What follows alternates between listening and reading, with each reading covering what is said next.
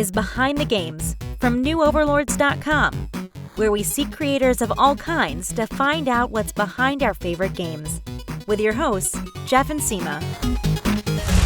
This is Behind the Games, and from our Midwest studio, I'm Jeff Illimek. And from our Northeast studio, I'm Seema. Behind the Games started in May, and we've done about a dozen episodes now. And what people may not know is that we've always considered our interview last August with Chris Schmidt on our Star Wars: The Old Republic podcast as our episode 0. With that, we are super excited to catch back up with Chris, who is the game director now at Infinity Ward Austin, the makers of Call of Duty. Chris, hello there. Hello, how are y'all doing? Doing well.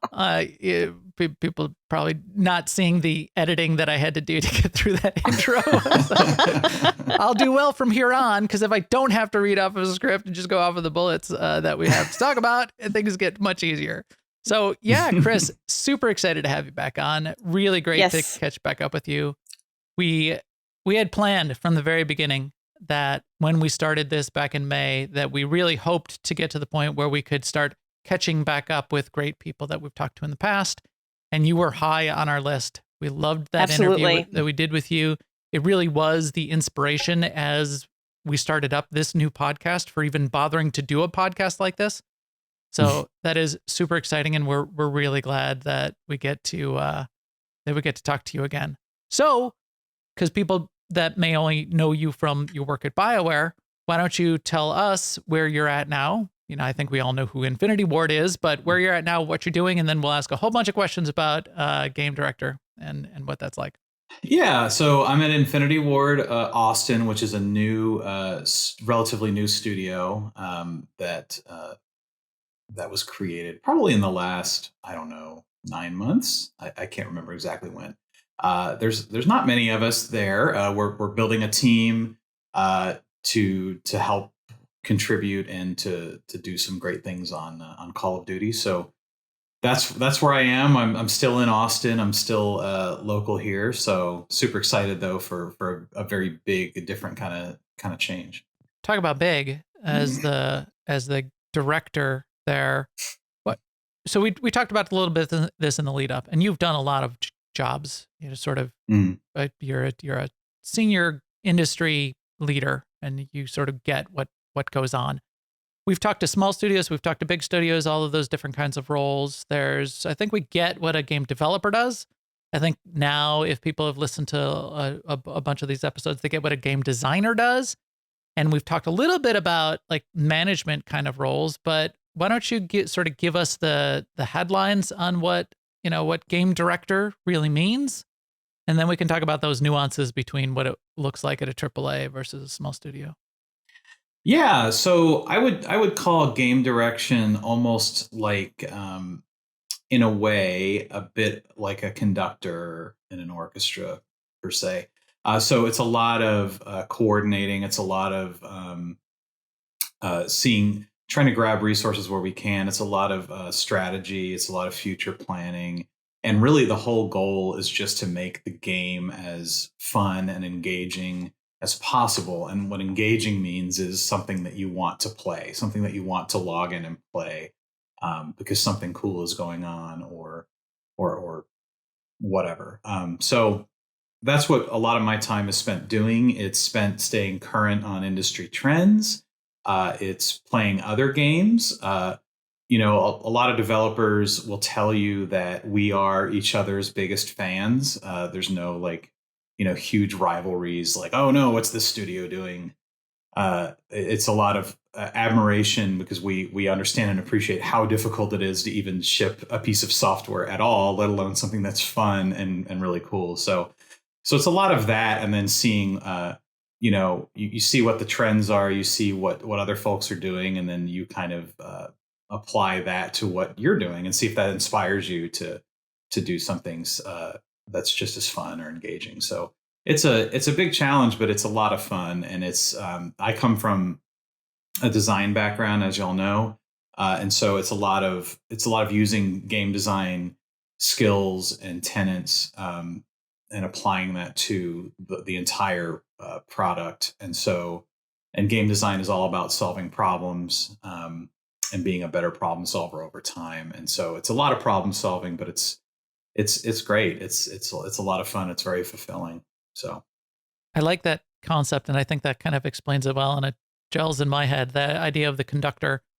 Also, as we start to think about these really big games, and one of the things that we've learned about, and we could have discovered it for ourselves in our own minds as we play some of these big games like Call of Duty or the big RPGs, or is that there's a lot that gets designed. There's a lot of systems, and there's narrative design, and there's game systems, mission systems and fighting systems and PvP, and putting a lot of focus on a big design for a big AAA studio. You probably have a fleet of game designers that are working together.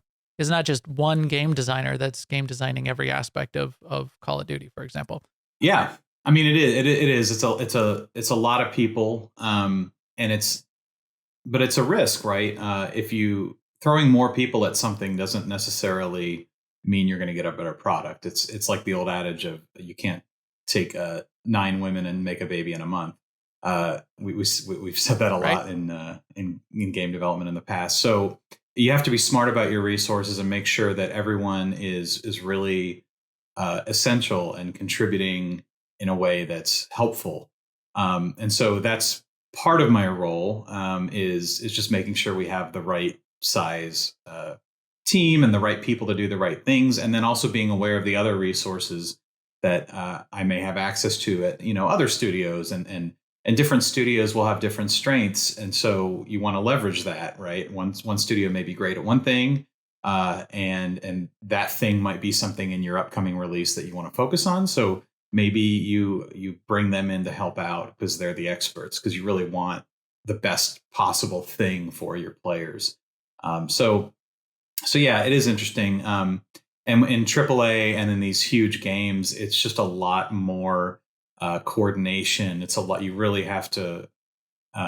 It really is like a dance with all the different resources, and you still have to be smart about it. You can't just kind of pile up lots of people, because then you kind of get a lot more complication, and it can make things more difficult. So that's interesting, that the idea you brought up, and I love this concept of the orchestration between all of these different people and keeping balance across the team, understanding the roles that you have filled and the roles that you don't. But then you said going outside to the other teams, and I imagine it's other teams in Infinity Ward, but I know even some AAA studios work with partner studios or other studios even outside them to go off and do a piece. As you started at Infinity Ward, did you have to like tour the rest of Infinity Ward and like meet your partner studios outside of Austin? And I imagine you did. And I've met lots of folks in the LA studio, which is the original Infinity Ward studio, and also at the other partner studios around Activision. Call of Duty is huge.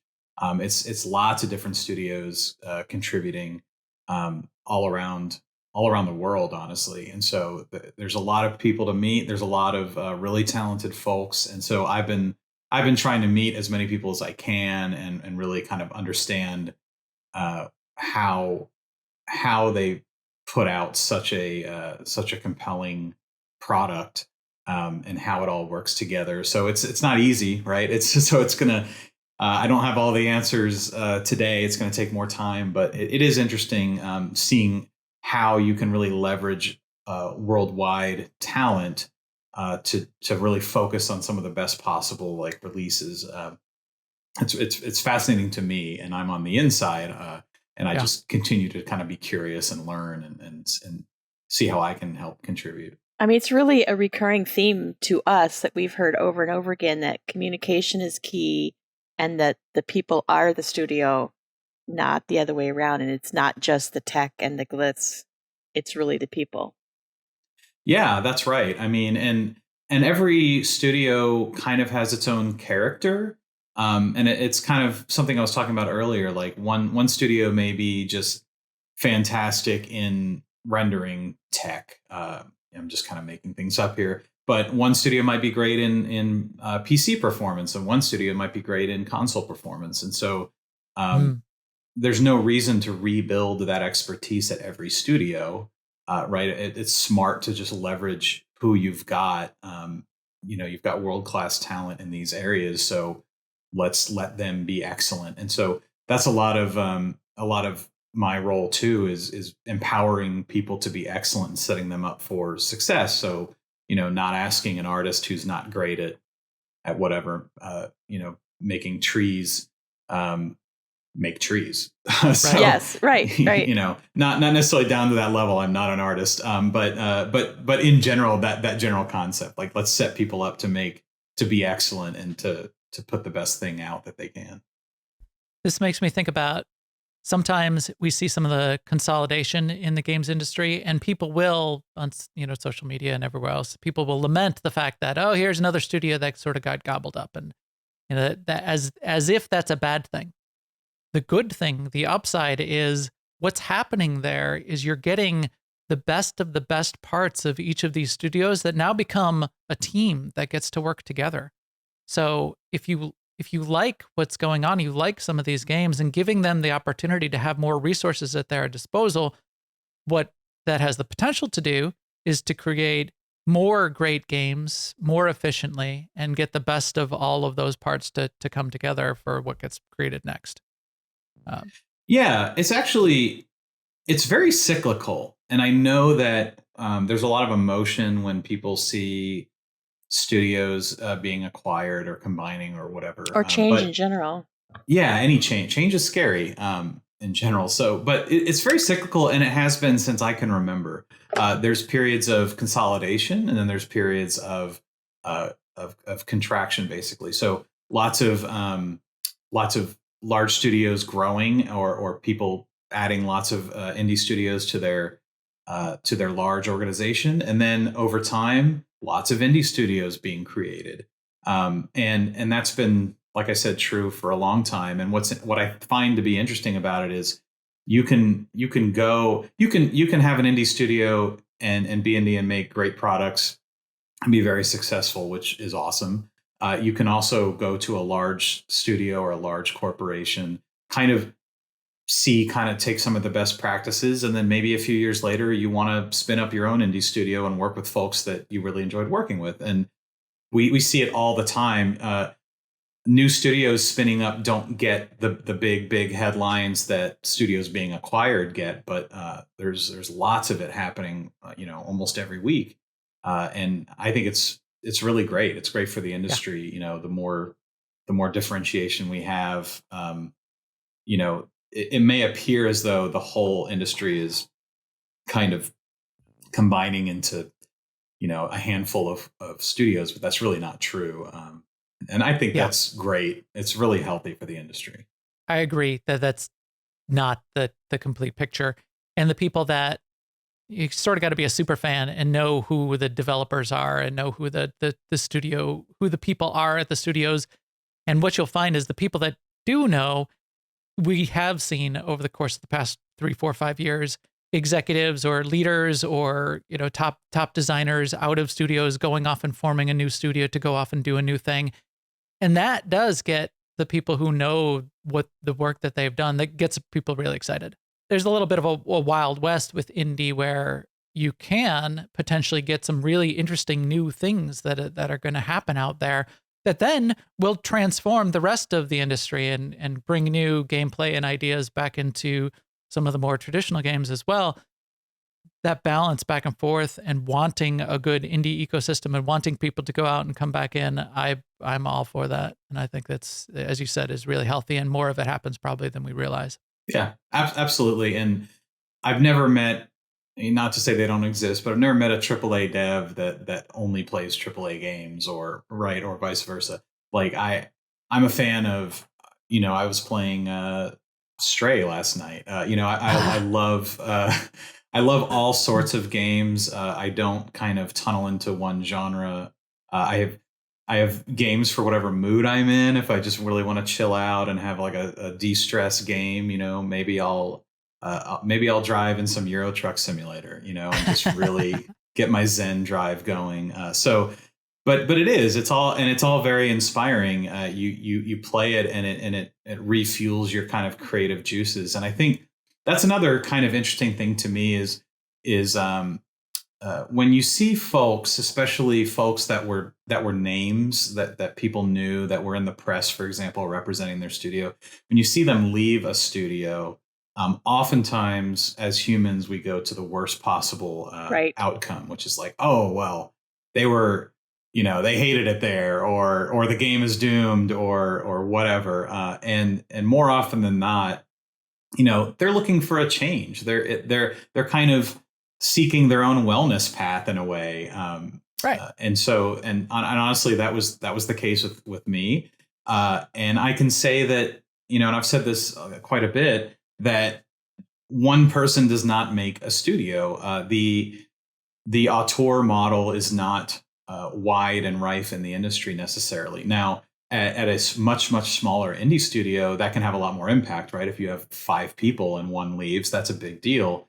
But the thing to keep in mind, especially when there's a name and a face that leaves somewhere, is that there's all kinds of talented people now that get an opportunity to spread their wings at that studio, right? And they wouldn't be there in that position if they weren't talented. So it's a good thing usually, in my experience. I've seen lots of people like get to spread their wings and really have a lot of great influence and keep and really refresh some creativity into the game. So yeah, that's kind of my view on folks leaving, and it's a good thing ultimately, I think. From my experience, where I grew up in enterprise consulting and enterprise services and big businesses, this is very common. People leaving, people coming back, and leaving again and coming back again to big companies like Accenture, where I used to work. We would celebrate someone leaving, going off to do something new and interesting, and we would celebrate people returning. There was a sort of, terms for that, and it would, it was really great.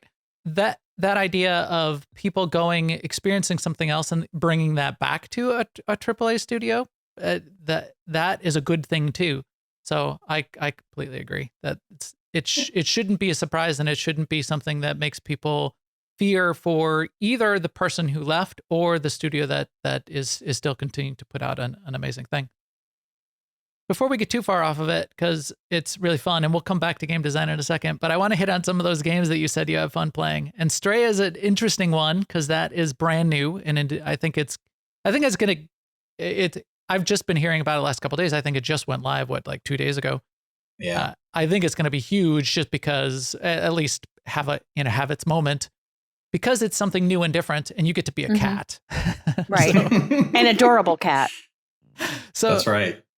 So that's an interesting one. So you said Stray, and then you said something completely different, and both of these are completely different from Call of Duty, like the truck simulators.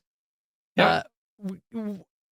To talk again about what you play on the side, and yeah, I'd like to hear that. I mean, do you like Stray? Is this going to be like a big thing that you're going to play, and when you're trying to chill on the weekends now, or what's Stray's your favorite great genre?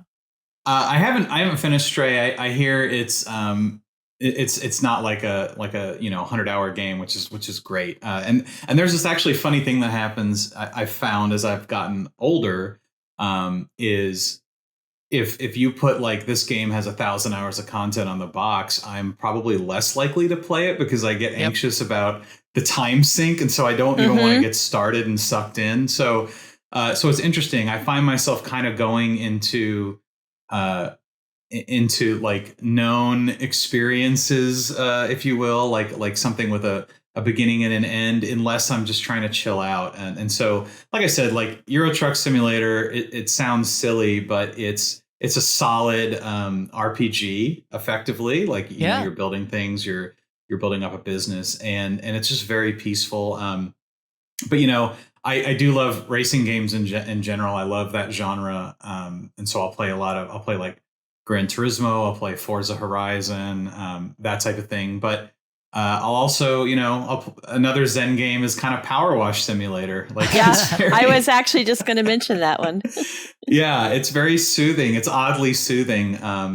But I also love, I've played my fair share of Elden Ring. Now I haven't gone in and spent the hundreds of hours like a lot of folks have. But that was fantastic. It was really inspiring. And then, of course, I'll play some some first person shooters. Like I'll go in and play some Call of Duty, some Warzone, and just kind of, that's a different kind of relaxation. Maybe that's like a just interacting with other people online. I'm in a certain mode, and it's the pew pew relaxation. Yeah, the pew pew.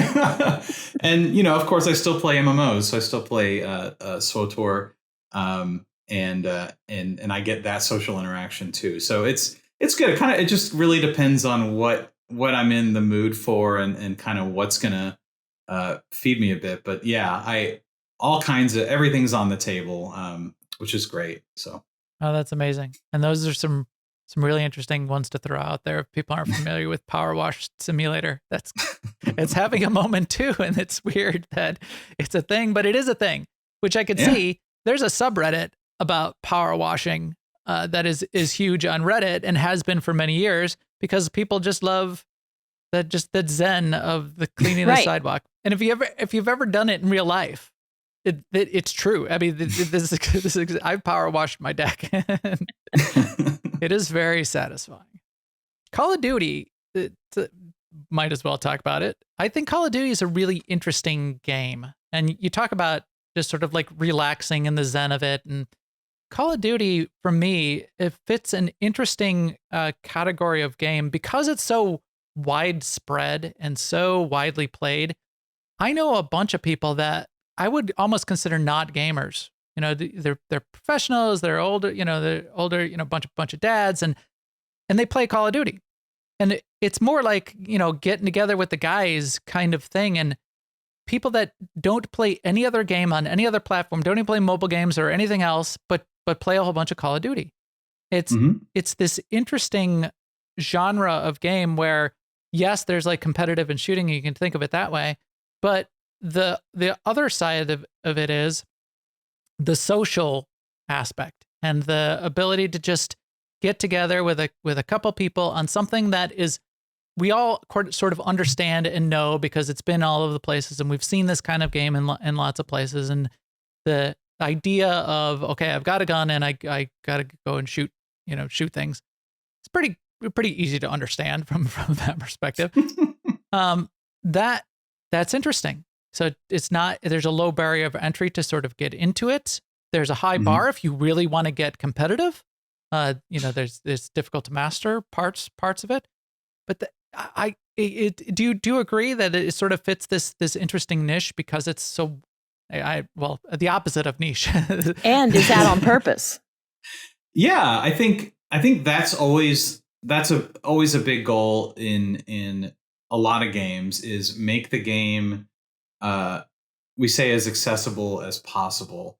And I like to say there's capital A accessibility, which is making your game more conducive to folks that might have disabilities. And then there's lowercase a accessibility, which is really not trying to create this really high skill gap and the game's not approachable. And I pick up a controller and I don't know what's happening. So I think what's been really interesting, the interesting thing about Call of Duty, and I think you see something similar with a game like FIFA.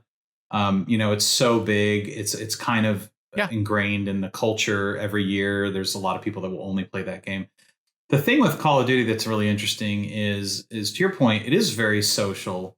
You can get together with your friends, and it's you don't have to play for 5 hours, right? You can go in for a match or two. You can spend half an hour. It's easy to pick up. It's easy to put down and feel like you're making progress and feel like you're kind of improving your skill. And to what end is up to you, right? You don't need to be competitive. You don't need to be a Call of Duty esport player. But you can be, but oftentimes what we see in social is you'll certainly be competitive with your friends, right? And you want to, you create these mini leaderboards or mini competitions with your friends. You want to kill your friends for sure. I don't have to be better than the pros. I just need to be better than you. Yes. Right. Right. And that's like one of the reasons you'll see, like a lot of games will have leaderboards, for example, and there could be like 50,000 people on a leaderboard. Right. But that's a conscious decision when you open the leaderboard to show you the difference between showing you, okay, let's the default lander on the leaderboard is like person number one.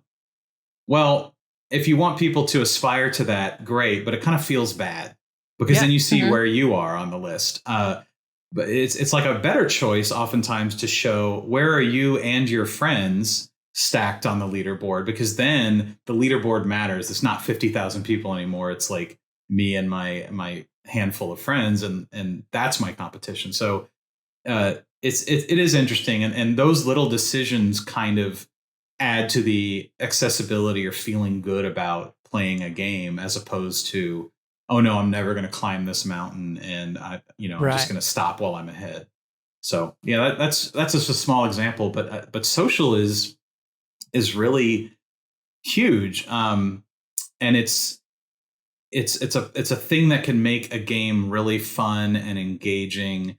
But there's a lot of work to do by developers to make social approachable, to make it, to not only try to establish a safe space, but I think a lot of humans in general are averse to any interaction online for very good reason, right? They've had a lot of bad experiences in the past. They read about them all the time, and those are all very true.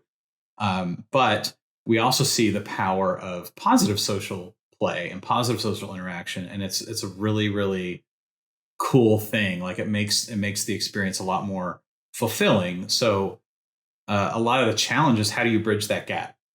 How do you take people on a journey that may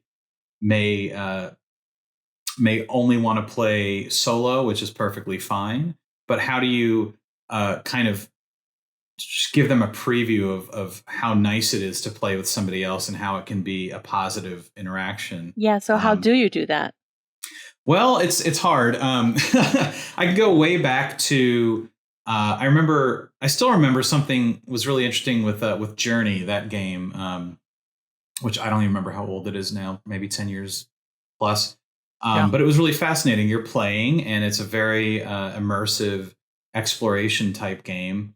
And then all of a sudden I'm playing, and there's another character just kind of pops in. And I didn't even know if it was another person or if it was like an AI or what. But they were in my world, and they were helping me like solve puzzles. They would like jump in a place where I should probably go. There was no chat feature. There was none of that. It was just kind of, that's an example of just a really positive social interaction. And so I think what you do is you don't assume someone is going. You have to put those kinds of soft interactions. I used to call it, we're friends, we're acquaintances, we're dating, we're engaged, we're married. And marriage to me is like, we are friends on Xbox or PlayStation. Like we call those first party platforms, but like those require me to request for you to be friends and then you to agree. It's like a two-way relationship, but like that shouldn't be the start of social, right? That's almost like a hard commitment. Like, oh, well, we've both handshaken and now we're married friends. There's a lot of other ways, and MMOs have done this for a very long time. You've got friends lists where the other person doesn't even know that you're on their list. You've got some chat features, which can be very problematic, but it's a way to where there's no commitment, right? You're just having a chat one-on-one with somebody or with a group. And then like guilds, right? You're finding your tribe. You're finding people with similar interests. That can still be a really diverse group of people, but you share a couple of different bonds. And so those are like ways to sort of foster positive social play. And then the other side of that is kind of, which I think is a really fascinating part of design, is toxicity, trying to fight toxicity in game design itself, which is to say, like removing friction points that are there because of the game design that are frustrating players. And that's tough, right? Like first you need to know where those are. But you need to go into it with that philosophy from the beginning when you're designing a new feature or whatever, and then you need to be able to look backwards at your product and say, okay, well, where are these friction points and where can we smooth it out? I was in a social summit a few years ago, at EA that was fantastic. And we had, one of the folks there asked a couple of thought experiments in the example of like an MMO of, there's no defined solution, but like, what if taking someone who had never been in the dungeon or the flashpoint or the multiplayer content, what if taking someone brand new was like very advantageous to your group in some way? It gave you a boon in the content. And what would that look like? How would we design around that, as opposed to the friction of someone that's new, holding everybody up and and everyone being frustrated or whatever. But I think Final Fantasy XIV does a good job with that, with the sprout system. And that's one solve. There's lots of ways to do it, but I think just even thinking about it is important, because I do feel as developers, we can't just kind of put our head in the sand and say, oh, well, some people are going to be toxic.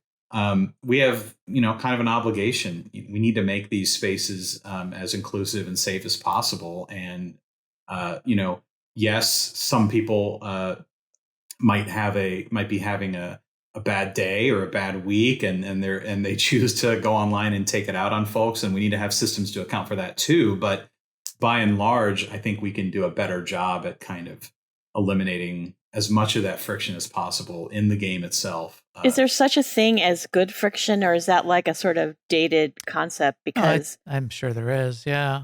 Well, what I was going to say is, recently in SWTOR, they introduced multi-tagging so that more people can hit a boss. And one source of friction used to be trying to be the first person to hit a world boss so that your group gets credit and you shut out the other group.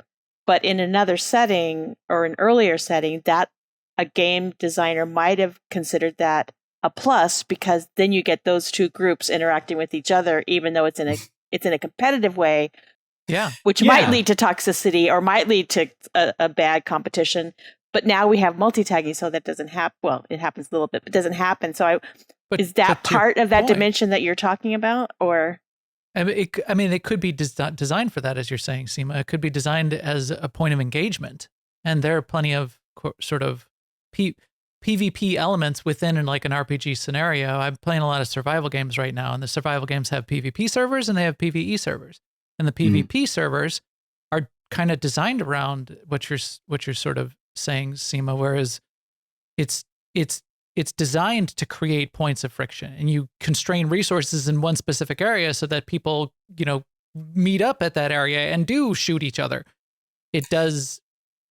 What do you do with that though, Chris? Because you can design for it, you could design against it.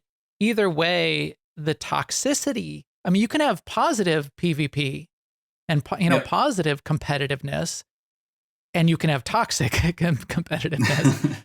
It's really interesting, and I think it's a great point, Seema. I think one of the things that's a challenge, especially if you're in a leadership position in a game, or you're like a lead designer or something like that, and you're trying to establish a system like that, like make a choice about how you want group tagging to work, for example.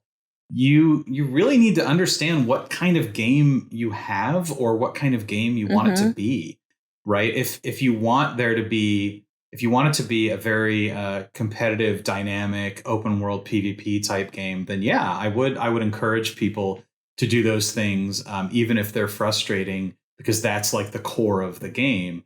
But if the core of the game is that it's a narrative rich, positive group play type game, then I wouldn't do that. And to your point, like I've been playing, I played a lot of V Rising recently too, which is very similar with the PvE and PvP servers. And yeah, that's very intentional to have constrained resources, and like, well, I could go get this resource, and it's going to take me like a lot of potions or whatever to even get in there to resist all the bad stuff. Or I could just like kind of go into their castle and I could just take it from them.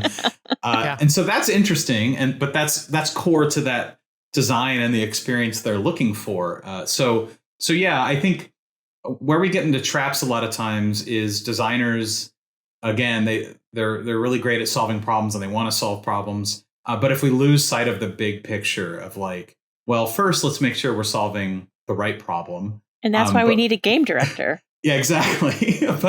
but hey, let's keep in mind the vision of the game, or like of what the game is and what the game isn't. And that can really drive that decision making of okay, well, we should really go in this direction and make it a little better for the group experience as opposed to antagonistic. You list a couple things in your LinkedIn profile. This idea of toxicity and understanding where the sources are, social design, which we're kind of talking about here, and engagement design. I think all of these sort of come together in trying to think about that big picture of how do we promote social interaction? How do we promote engagement? And then through both of those, have a good experience for the game player. What I would be interested to hear game designers talk about is, how do you have a super competitive game, but still have a good experience for people on both sides? If it's only a bad experience for the loser, and and there's a skill gap, well, the best, the number one person on the ranked board, they have a good time, and everyone else does not. I mean, how do you make losing be a good experience and keep you engaged? Yeah, it's tough. What in a lot of games you can do it through matchmaking. I'll give you a couple of examples. And I'm not endorsing any of these necessarily, but just observationally, I think World of Tanks used to, if you bought a premium tank, they would matchmake you with groups that were worse than your skill rating for like a handful of games to make you feel really good about the purchase you made and feel cool in your tank, right? Which is really clever. That's crafty. Yeah, which is interesting. Also in something like Mario Kart, right? Something key to the karting experience is that rubber banding. If you're in last place, you still have a chance to win somehow, and you're not going to feel bad if you don't, because you got the spike shell out, or maybe you gain some places and everyone's kind of trading places. So things like that are ways you can minimize that. But I would say, if you look at even the battle royale genre, which is huge, and there's only one winner or one squad that wins, but you still see people. There's something powerful about, like in a game like Fortnite. I know people can get really frustrated, but they'll come back and play again because maybe they made some progress, or maybe they think they have a chance to win. And same in Warzone. The interesting thing about that, and someone once told me this, so I'll give them credit, but the kind of the magic of BR of battle royales are, it feels like it's the illusion of this will be a short experience. I can pop in, I can play for maybe 15 minutes. And then the lie you tell yourself is, it'll only be 15 minutes, but the further you get, the more committed you are. And it kind of drives your anticipation and your excitement, and you're like, oh, look at all these people being eliminated, and I'm making it further and further in, and so you're more committed. So losing per se doesn't feel as bad because you're always kind of in the game, and you're always kind of, especially with these respawn mechanics, or like a gulag, or the second chance mechanics, where it's like, okay, well, I still have a chance to get back in. That is all very intentional, right? To not make it feel really bad, and I just don't want to play anymore. And so that's how we keep you engaged. And I think when we talk about engagement, there's the really there's the really cynical negative view of like, we're trying to get people to play the game an unhealthy amount all day, all the time, and that's not really true. I think we come at it from a good faith perspective of, I want to make, like, all I'm thinking about is the player experience, and I want to make it as fun and give you reasons to come in and play a healthy amount for you, right, as I can. And if there's always something either new or interesting or different or something going on in the game, that's, especially with a live service game is mostly what I'm talking about. But that's the power of something that's engaging and becomes a really positive, fun experience. And so that's what we try to design for, and it's tough, right? It's a lot of, yeah, go ahead. Sorry. Can engagement be measured? It can. It's always, it's difficult. You could have there's a lot of different ways to measure it, but usually the best way is a holistic view of all of them, right? It's very boring to hear. There's lots of different ways you can measure, like the number of times someone logs in a week, the amount of time they play on average per week, and so then you can figure out how much they're playing per time they log in. And it's not like the face value of the data is bad or good. It's compared to this, right? So if you have one event and then you have another event, you can kind of measure between the two. Oh, this one seems to be more fun or whatever. But that's oversimplifying it, right? Because it's very difficult. There could be seasonal factors. It could be, right. The event in December, of course, is more popular because a lot of people are at home for holidays. So you have to really take a holistic view and not get too attached to any one metric. But you're constantly measuring and you're constantly trying to know more about your players in data, which is interesting because you ask players and you value their opinions and you value their feedback. But humans in general are kind of very bad about telling you what they do compared to what they actually do. So it's also fascinating to kind of see the difference there. Like, oh, well, I like to play, 40 hours a week or something. I don't know. And then you look at the data and you're like, oh, well, no, they're playing like 20, but that's a good thing. That it sounds like that's a lot of hours a week, but they feel like they're playing more, and that's a good thing. Yeah. And so you can also use that to gain some insights. So, especially when you're planning strategically on how to make things engaging, and how to make the most use of people giving you their precious time, there's a lot of human psychology involved, actually.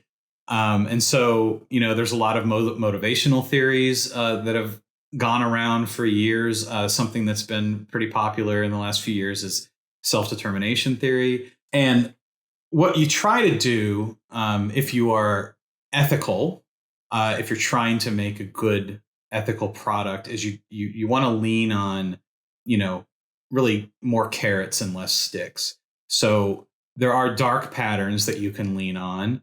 Like FOMO, fear of missing out. You can go really hard into FOMO and say, okay, you have 2 days to do this thing, and if you don't do it, you can buy it for $20 or things like that. But at the same time, if you have like a reward to give that people would want, you kind of do want to put some kind of time limit on it. So there's a small sense of urgency, but you don't want to lean on it. And so what we did I think Galactic Seasons is a great example of that in SWTOR, which is where it's like it's sort of like a battle pass track. And you could complete it if you logged in every single day and did every single mission, you could complete it in this many weeks. Let's say like 6 weeks. I don't remember, honestly, but you didn't have to, because the thing didn't expire for 3-4 months. And so it's up to you how you want to engage in it. But that's an intentional design choice, right? It could have been made to where you literally needed to log in every single day for 3 months. And I would consider that like kind of unethical game design. We've seen it before. It's out there here and there. But what we try to do is, again, we try to like give like we put out the thing to chase and just say, hey, it's here. And there's a lot of buffer, and allow you to pick how you want to engage with it and how you want to earn it. So, just an example. No. Well, I mean, this is a deep topic. We probably don't have the hours to get into it. I think there is a lot there. I think there's the intentional design, I think is really important. Creating that structure, as you said, with Galactic Seasons, the other thing that you guys did was made multiple exits from to complete it. You could complete it by logging in every day. You could complete it by logging in and doing a lot of things or doing a little things and taking a longer time, or you could complete it by paying some in-game credits. if you didn't get close enough by the end, or you could complete it by paying real world money, or or cartel coins, which you could have gotten without real world money too. But so those multiple exit points, those multiple ways to solve it, to be part of it, to be part of the system, which is also designed for engagement, but not be locked into sort of like what might feel the most predatory part of the system. I mean, Galactic Seasons really worked for me. I enjoyed working through it, and I didn't even know what the rewards were in most cases. I just liked doing it. The objectives, and I could do it at my own speed. Yeah. The design of the engagement, this is a secondary engagement system. These kinds of battle pass, reward track, whatever. Mm-hmm. If the objectives are cleverly designed, where there's also intrinsic enjoyment, intrinsic engagement in bothering to do the objective, well, then it's a win-win-win. Yeah. Yeah. And there's a lot of design there too, honestly. What you don't want to do in a system necessarily is have like a reward system where the player doesn't even know they're engaging in it. It's just happening in the background because the objectives are like, kill any 10 creatures or NPCs anywhere in the game. And then, and you don't even know what's happening. But the opposite of that is, do this really obscure thing that you would never do. And so you kind of want the middle ground of, well, I am somehow earning, even if I'm not fully aware, maybe I'm earning my way on some objectives. Then I'll take a look and say, oh, well, I'm 2/3 of the way through. Maybe I'll just do that. Or something approachable, which may not be the normal thing you play. Like, hey, maybe do a couple matches of Starfighter. And I don't really play a lot of Starfighter, but maybe it's only 2. Right. That's an intentional choice, too. Don't make it too high and don't make it too easy. So there's a balance in all of those things. And that's all very intentional. But, something else that's important is you never get it right the first time. You put your best foot forward. And that's when you do get feedback from players and you look at data. Going into something like that, you have a goal for like, OK, the average player playing this average amount of time will probably complete this in this amount of time. And then you can go back and look at the data and see, well, was that true? And if it wasn't, do we need to tune the thing? Do we need to make it easier to earn, or do we need to tune some of the objectives?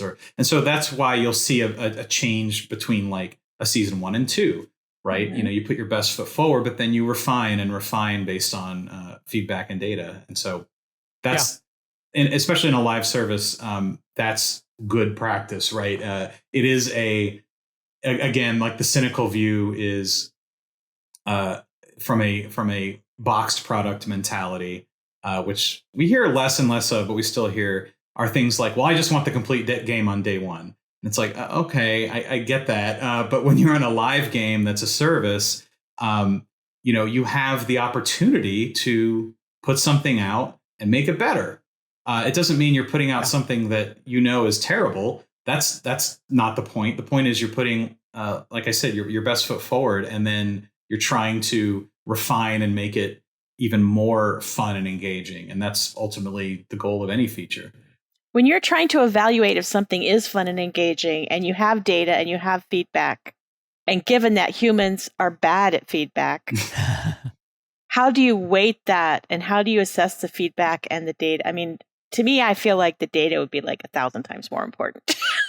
It's valuable. What you tend to look for in people's feedback, whether it's in forums or Twitter or Discord or wherever it comes from, Reddit, is, folks are great about expressing how they feel.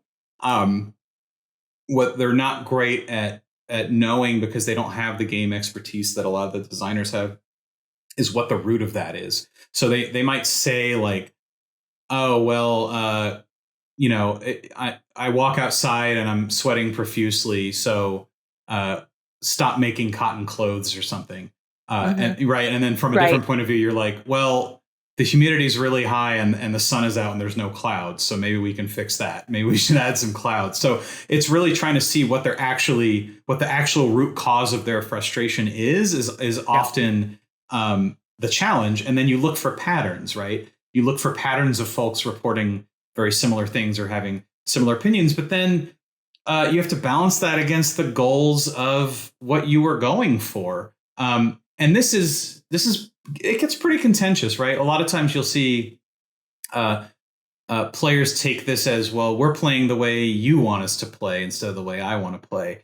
And that's I understand the sentiment, but really what we're trying to do oftentimes, again, is try to make the most engaging and fair, oftentimes, experiences. Believe it or not, there's no one type of player that plays any game. You know, people will play any one game for a variety of reasons. And so for one person or one group to comment as if their way of playing is better than someone else's is just not true. And so that's one of the very difficult things to do, is take, okay, we have all of these different types of players, and, you know, there's a lot, but you can try to bundle them into different groups. And oftentimes you'll end up with, 5 to 8 to 10 different groups of folks. Yep. And so what you're trying to do is kind of string the line between all of those and accommodate as much as you can for all of them at once. But what that means is not everyone's going to get everything they want, nor understand the context.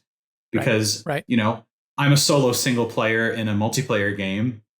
I don't understand nor necessarily appreciate the needs of a multiplayer player. And likewise, they might not understand nor appreciate the needs of a solo player. So we are trying to connect those dots, and it's really difficult. And you end up, you know, hearing a lot more negativity than not, oftentimes, because those folks are very passionate about how they play, but they're not invalid. They just don't really have the full picture oftentimes. So it's really tough. You know, believe it or not, folks that make games are not trying to anger anybody playing their game. believe it. Right. You're not designing your right.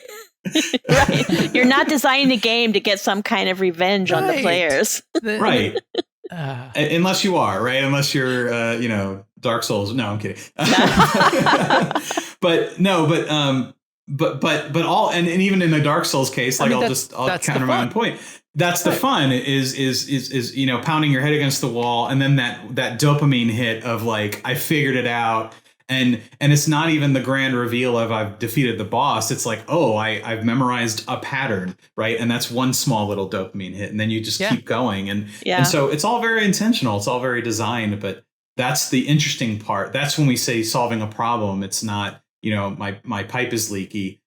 Where's the source? It's very straightforward. But it's like, hey, these 8 different groups of people have very different motivations. And how do we make a system that's fair to all of them, and that will keep them engaged in some way? Maybe they're not throwing a parade for you, but you can still accommodate their method of play in some way. And it's tough. It really is tough. But you know, that's why that's what attracts us to difficult problems as designers. Is it's fun. It's fun to solve. You develop the personas, and you go after trying to view each thing you implement through the lens of each of those personas as best you can. And as you said, there'll be balance between them. And there might be some personas that you just need or want to, by design, to leave out of a particular design. I don't know. I don't think Call of Duty has a big RP community with costumes and RP. Maybe it does. A lot of the RPGs do.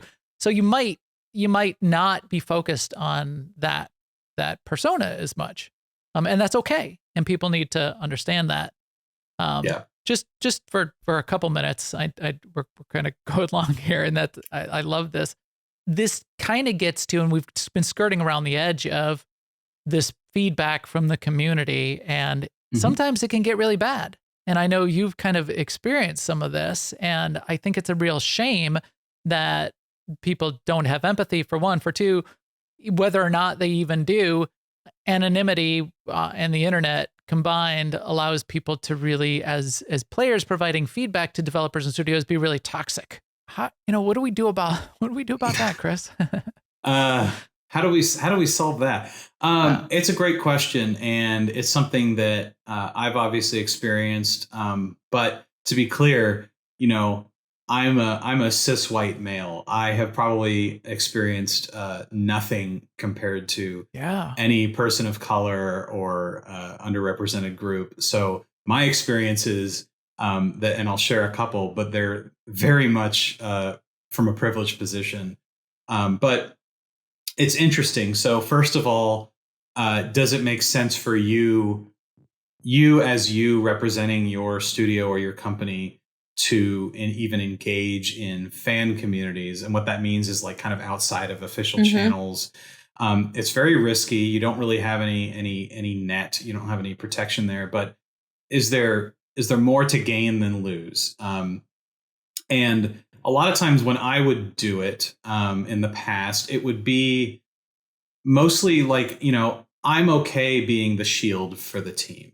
I'm okay being the person that anonymous people feel like they can, be negative about and meme about how bad the game is and all this stuff. That's not terribly productive, though. When something stops being productive, when real feedback stops coming through, that's when I'll kind of disengage. I'm like, well, this isn't really worth it. But I had an experience which is interesting that I'll share on Anthem, and some of us engaged in the community in different online communities, and it was very interesting. I had two very different experiences on Anthem. On one side, there was a Discord server I was in that was really positive. We in the Austin studio were kind of running the live service, and so the Cataclysm event that came in the summer, that kind of thing, we had open for testing, and we had lots of great feedback, and we were kind of implementing the feedback and very engaged with a lot of those folks, and it was really positive and really productive. And then a different community on Reddit turned very negative, and not a statement of judgment. I know the game was disappointing to a lot of people for a lot of reasons. Not really defending that, but this is before the game even launched, and I had a lot of positive interactions trying to clarify information about the game. There were a lot of people that had a lot of questions, and so several of us were in there just trying to clarify. And then there was this inflection point that was interesting that exposed me to the wonders of the internet. And there was a content creator that was streaming the game, and they accidentally shared a screen that wasn't supposed to be shared, a screen in the game that was like our in-game store or whatever. And the reason it wasn't supposed to be shared wasn't we're trying to hide secrets. It literally was brand new and in development, and it had a bunch of fake data in it, and it was just not real. And we're like, we don't really want to show a bunch of weird fake in development stuff when it's not like a behind the scenes type stream.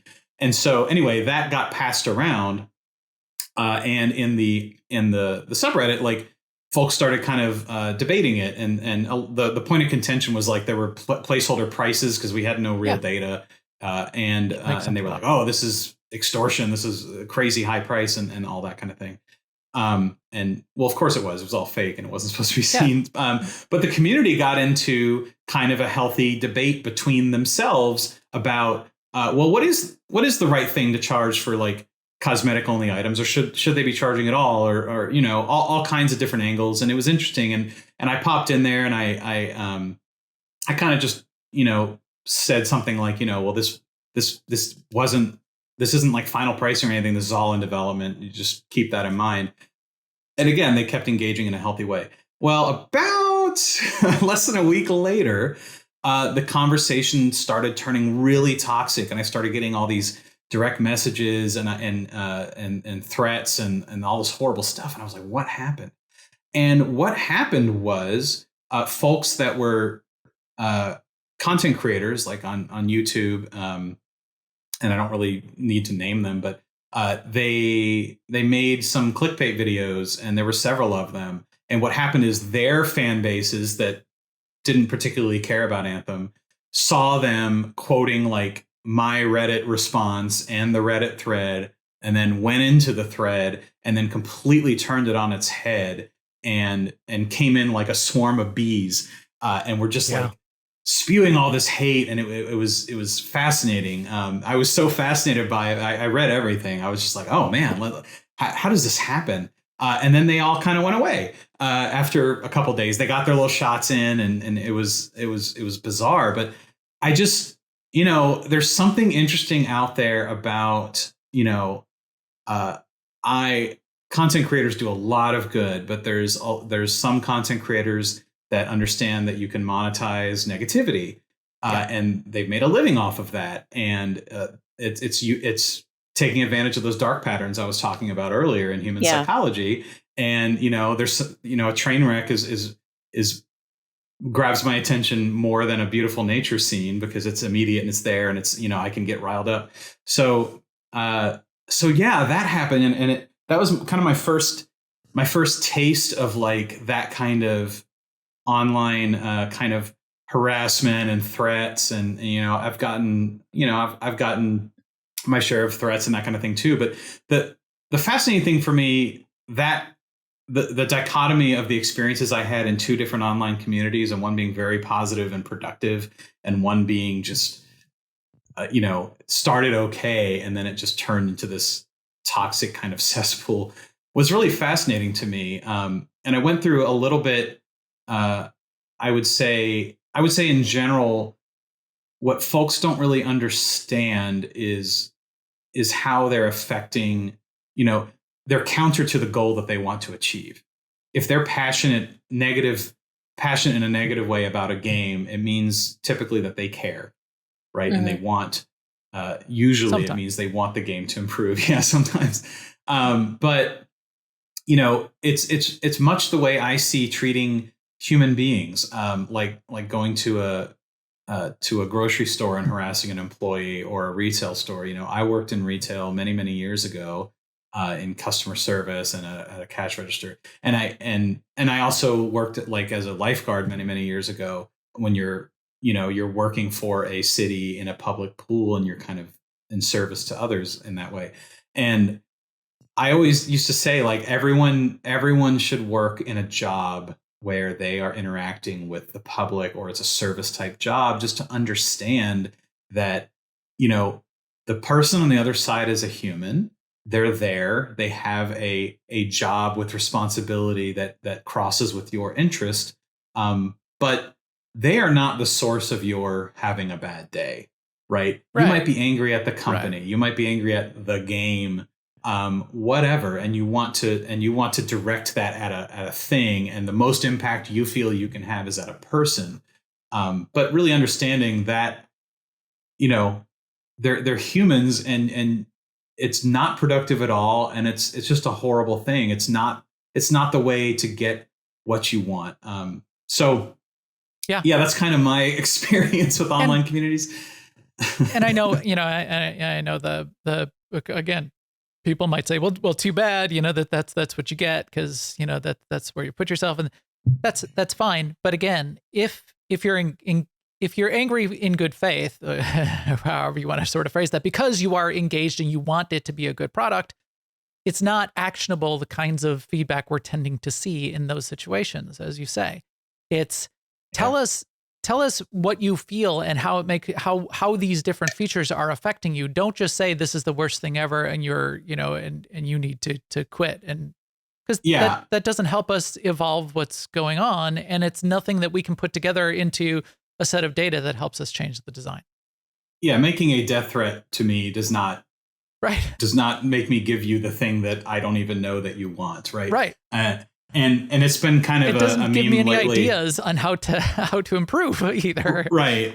And it's become kind of a meme on Twitter, but it's absolutely true, because I made a comment the other day, and somebody replied to me with this very thing, which is it's never okay to harass developers, and then let me talk about the case where it's okay to harass developers. It's like, well, no, it's never okay to harass anyone. Like, it's not okay. Right. Yeah. So, and like you say, you said this a few times now, it doesn't get you what you want. No, either.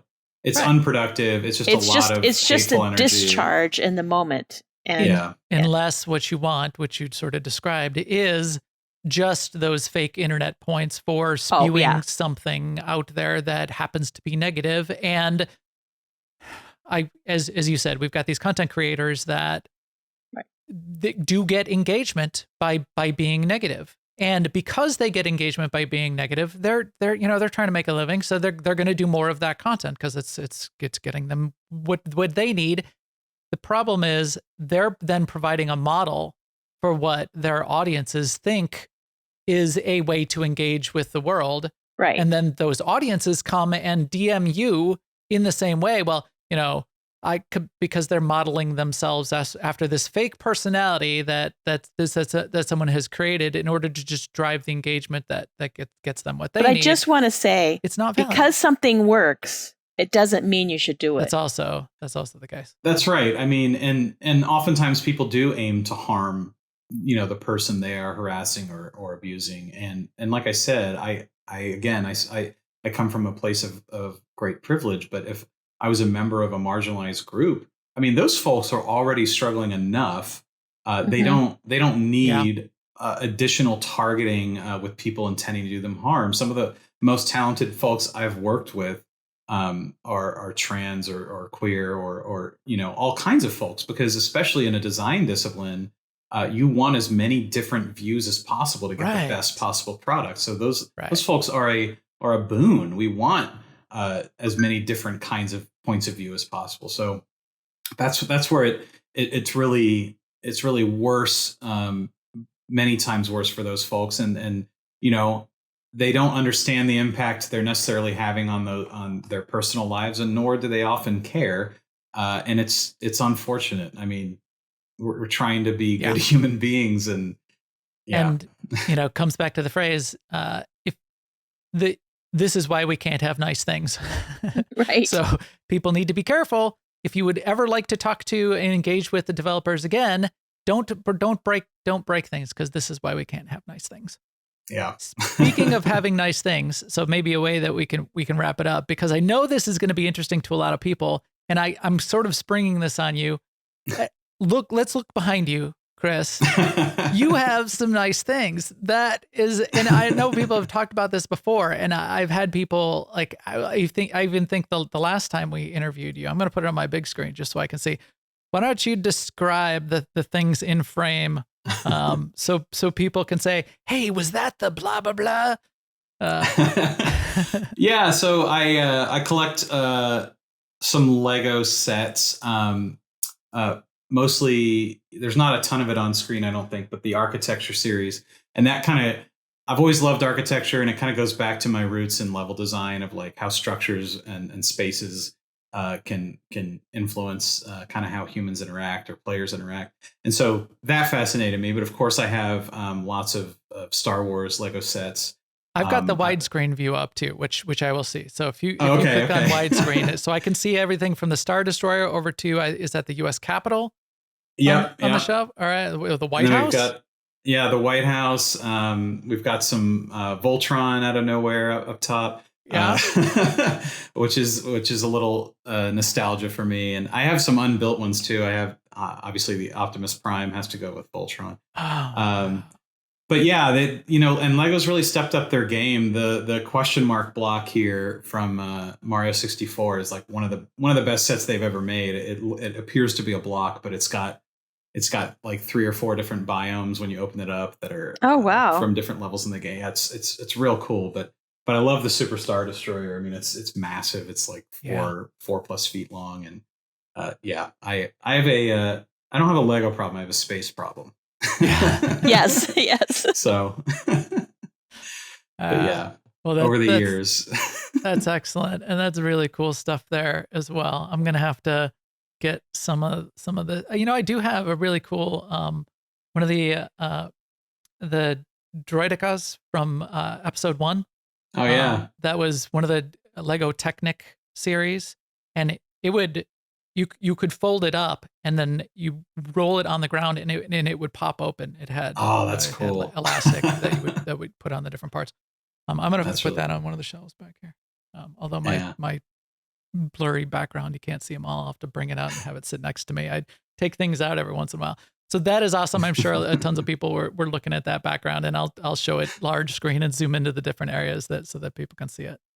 All right. Well, this has been excellent and awesome, Chris. I really appreciate you jumping on, and we've sort of gone through a dozen-ish episodes now. It's sort of like done with a season and like starting a new season. I'm super glad that we got a chance to talk to you again. Yeah, this has been fantastic. I hope every person who's ever played a game gets a chance to listen to you talk. Right.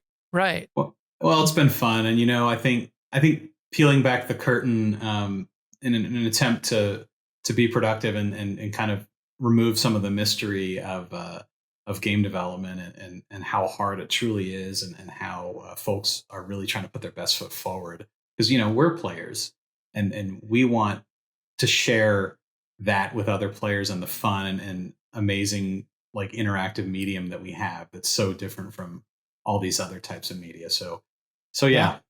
Hopefully we can make inroads at some point. I don't know, but we'll keep trying. Games have only gotten more interesting and more fun from my perspective over the years, and the industry continues to grow. And having people like you be part of that, I think is really exciting for the rest of us. Yeah. So hopefully we'll get to talk again. We'll watch your career with great interest as it continues to develop. See what happens there at Infinity Ward Austin.